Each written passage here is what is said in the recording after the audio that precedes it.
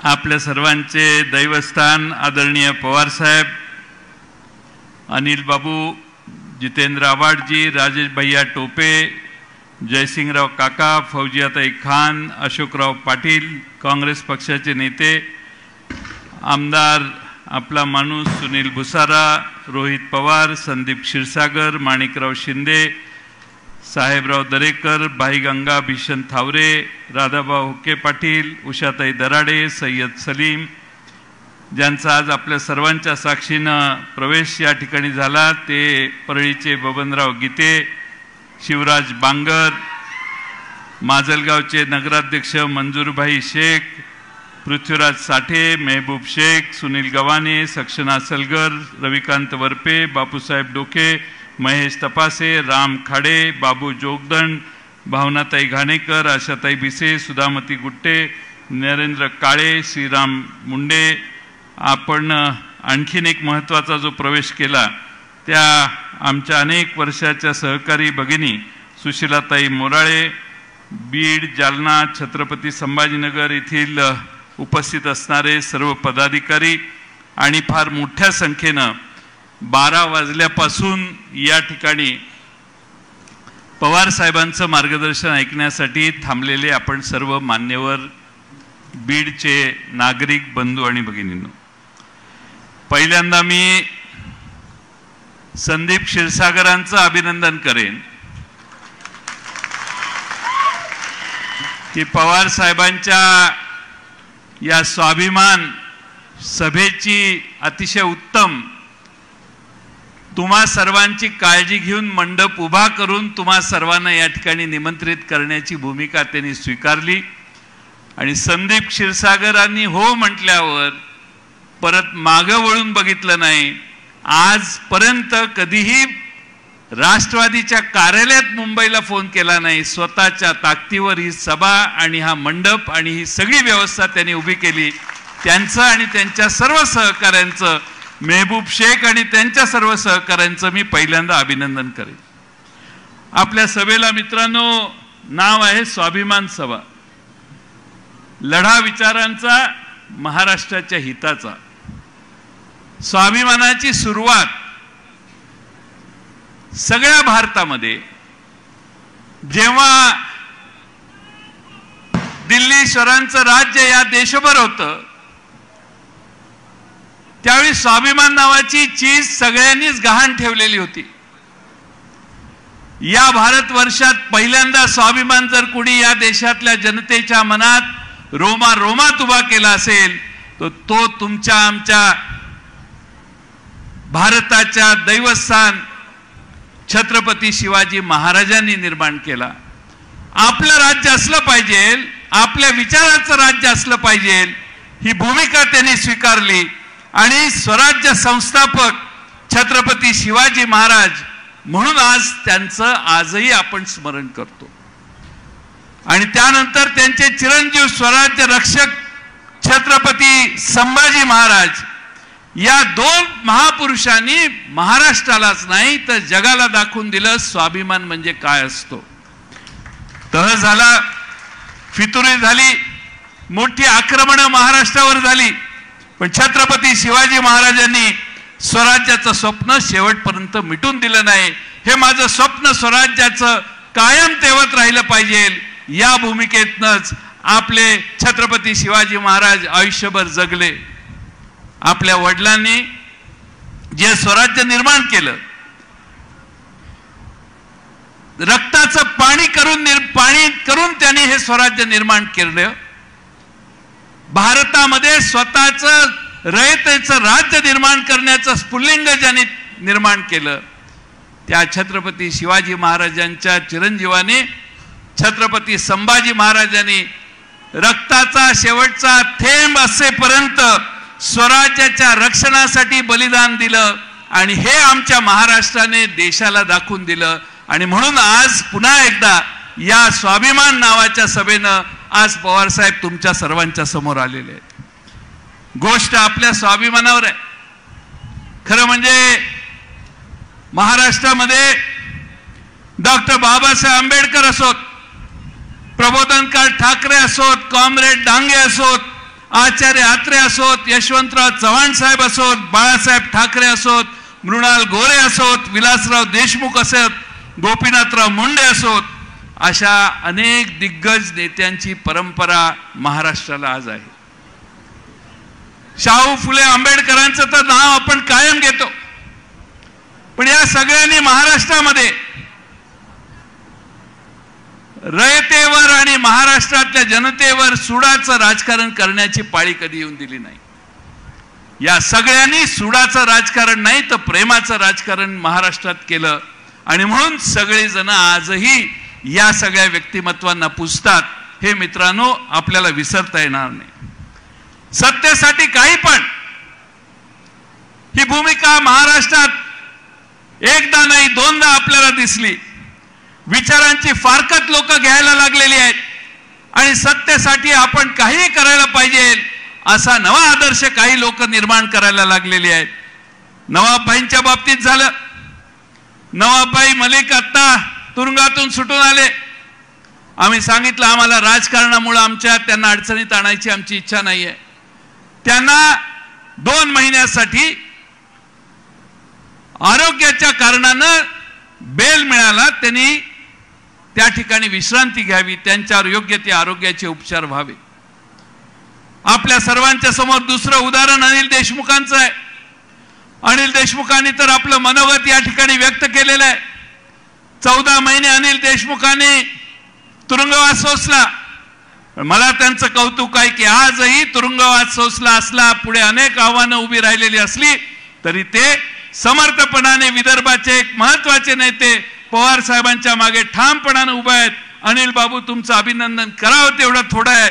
ही प्रेरणा तुम्ही महाराष्ट्रातल्या तरुणांना एक नवा आदर्श घालून दिलेली आहे. हे मला आपल्याला या ठिकाणी नमूद करणं आवश्यक आहे.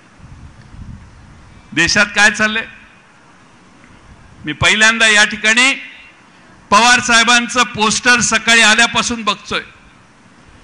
पवार साहेबांचं पोस्टर, पवार साहेब आपली पोस्टर या शहरात फार लागलेली आहे.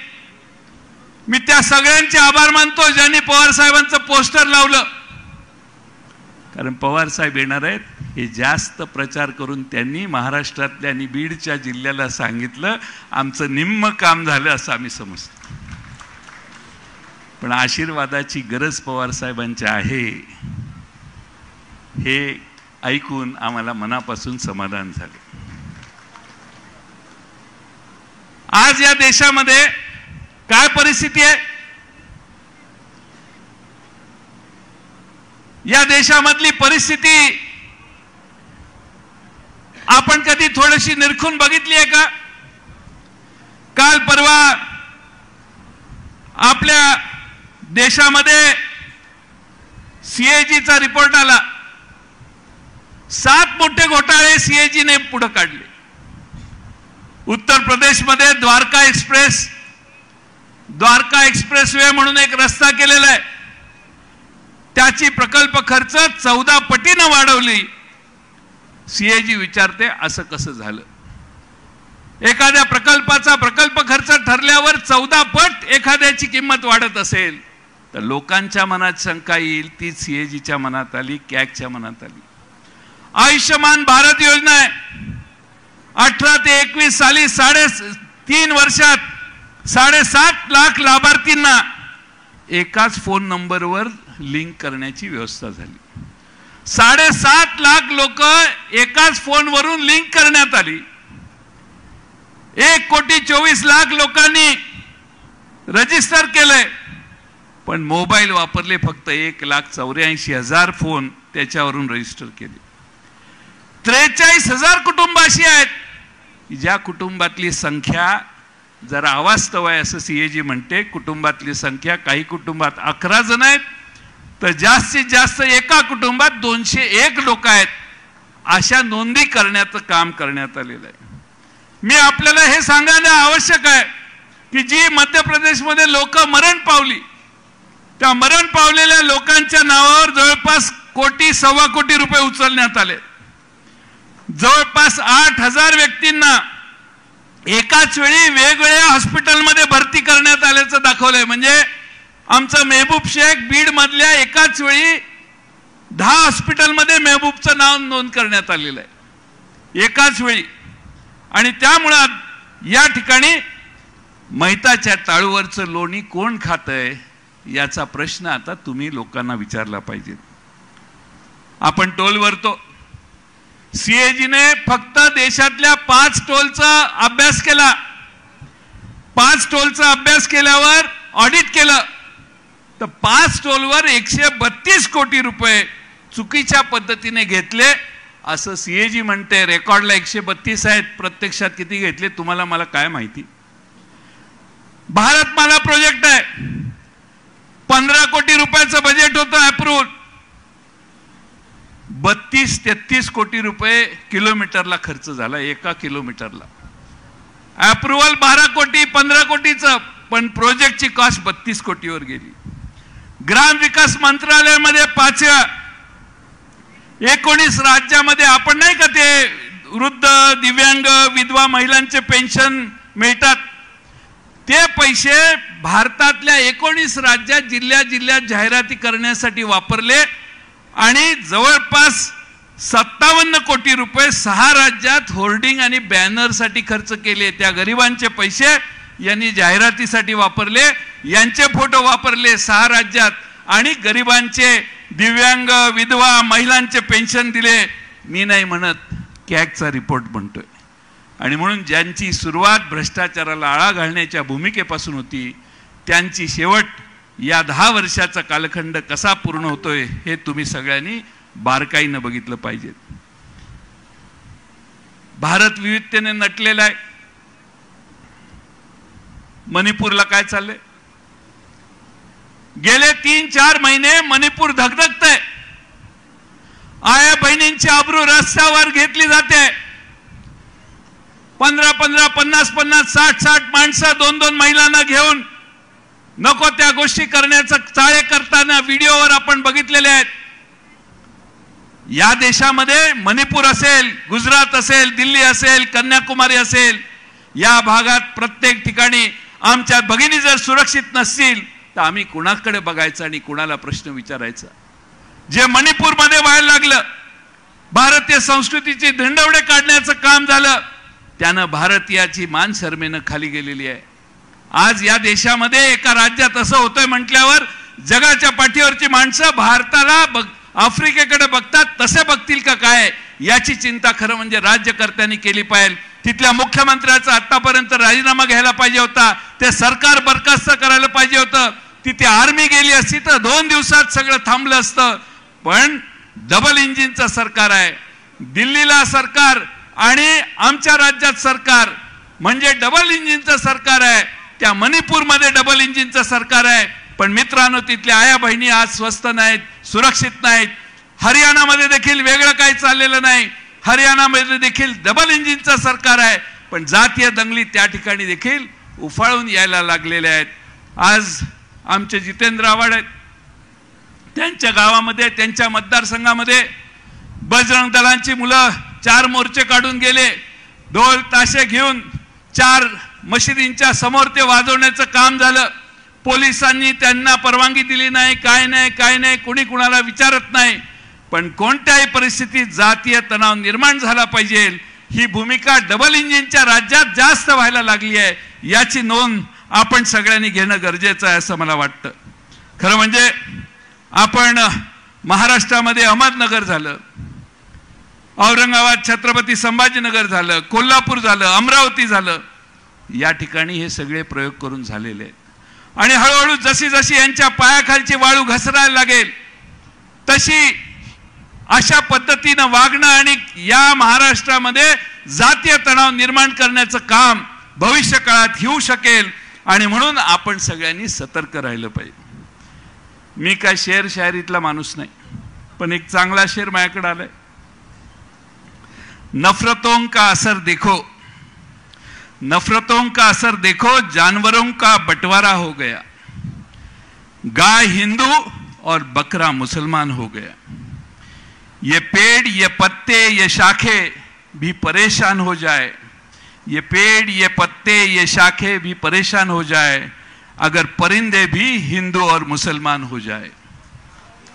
आज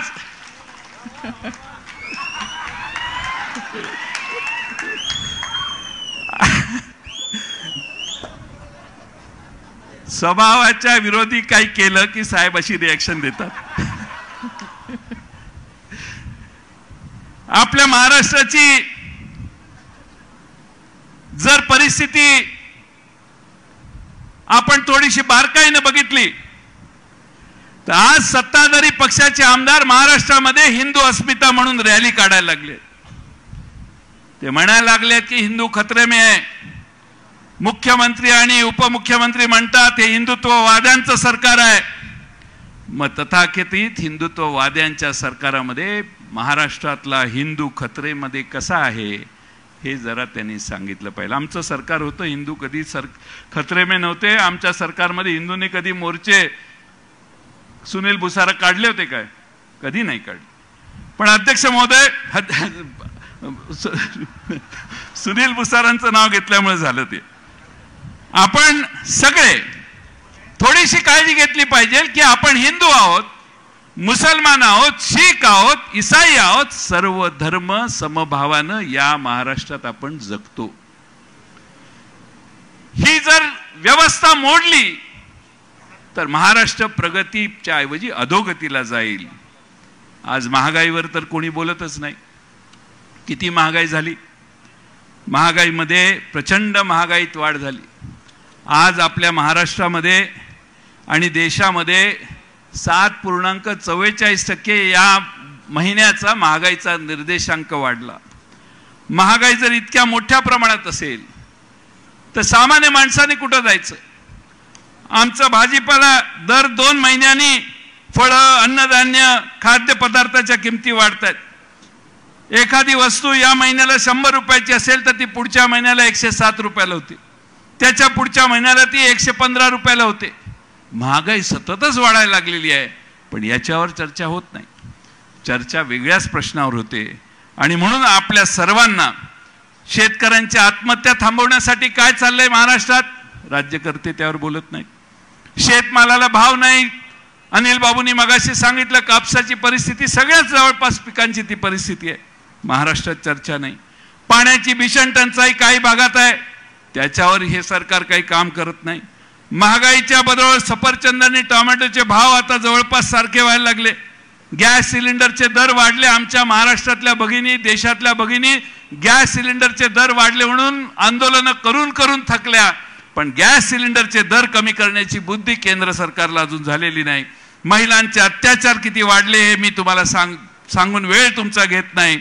आणि म्हणून सत्ताधारी मात्र या सगळ्या प्रश्नांच्या ऐवजी पक्ष फोडण्यामध्ये जास्त मशगूल आहेत. मेजॉरिटी आल्यानंतर देखील पक्ष फोडण्याचं काम होतं. लोक विचारतात हे कशासाठी? आणि म्हणून मी आज या स्वाभिमान यात्रेच्या निमित्तानं पक्षाचा अध्यक्ष म्हणून आदरणीय पवार साहेबांचं या ठिकाणी बीडमध्ये स्वागत आपण सर्वांनी जे केलेलं आहे त्याबद्दल तुम्हा सर्वांचं मी मनपूर्वक आभार मानेन. वेळ बराच झालेला आहे. 5:15 या ठिकाणाहून साहेब निघणार आहेत. आणि म्हणून माझी आपणा सर्वांना विनंती आहे की येणाऱ्या काळामध्ये आपण या 83 वर्षाच्या योद्ध्याच्या मागे ठामपणानं उभा राहिला पाहिजे. पवार साहेबांनी आयुष्यात अनेक लढाई केल्या.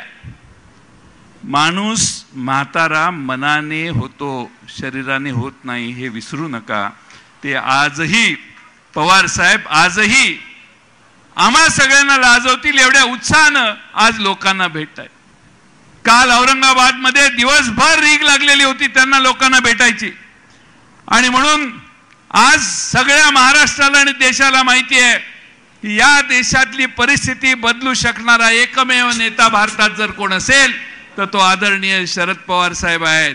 आणि म्हणून शरद पवार साहेबांचं महत्त्व तुमच्या आमच्या सर्वांच्या दृष्टीनं आहे.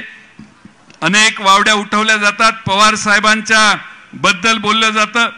मला सकाळी काही चॅनलवाल्यांनी विचारलं की पवार साहेब सगळ्यांना का भेटतात? मी म्हटलं ही महाराष्ट्राची संस्कृती आहे. येणाऱ्याला भेट मागणाऱ्याला भेटणं ही आमची संस्कृती आहे. यशवंतराव चव्हाण साहेबांनी देखील आम्हाला हेच शिकवलेलं आहे.